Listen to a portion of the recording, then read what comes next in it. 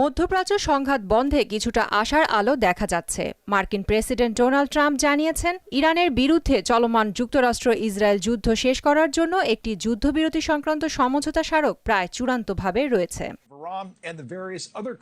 কাতার, Saudi আরব, সংযুক্ত আরব আমিরাত, Pakistan, Jordan, মিশর, তুরস্ক ও বাহরাইনের নেতা ও কর্মকর্তাদের সঙ্গে ফোনালাপের পর এ ঘোষণা দেন মার্কিন প্রেসিডেন্ট। বিষয়টি নিশ্চিত করেছে সংবাদ মাধ্যম আল জাজিরা। ডোনাল্ড ট্রাম্প বলেন, এই চুক্তির আওতায় হরমুজ প্রণালী পুনরায় খোলা হবে। সেই সঙ্গে চুক্তির কিছু বিষয় এখনও আলোচনার পর্যায়ে রয়েছে, যা খুব শীঘ্রই ঘোষণা করা হবে।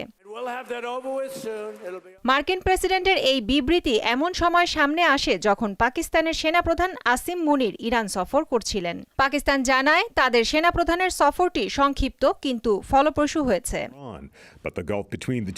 এদিকে ইরান ও যুক্তরাষ্ট্রের মধ্যে পরবর্তী উচ্চ পর্যায়ের বৈঠক নিয়ে আশাবাদ ব্যক্ত করেছেন পাকিস্তানের প্রধানমন্ত্রী শাহবাজ শরীফ। সামাজিক সংবাদ মাধ্যম এক্সে দেয়া পোস্টে তিনি এ কথা বলেন। যুক্তরাষ্ট্র ও ইরানের মধ্যে চুক্তি হলে যুদ্ধবিরতির মেয়াদ ৬০ দিন বাড়বে। ইরান হরমুজ প্রণালী সম্পূর্ণভাবে উন্মুক্ত করবে, যার পরিবর্তে যুক্তরাষ্ট্র নিষেধাজ্ঞা শিথিলের পাশাপাশি নৌ অবরোধ প্রত্যাহার করে নেবে। সংবাদ মাধ্যম এক্সিওসকে এসব তথ্য জানান এক মার্কিন কর্মকর্তা। প্রিয়াঙ্কা নিতু, মোহনা সংবাদ।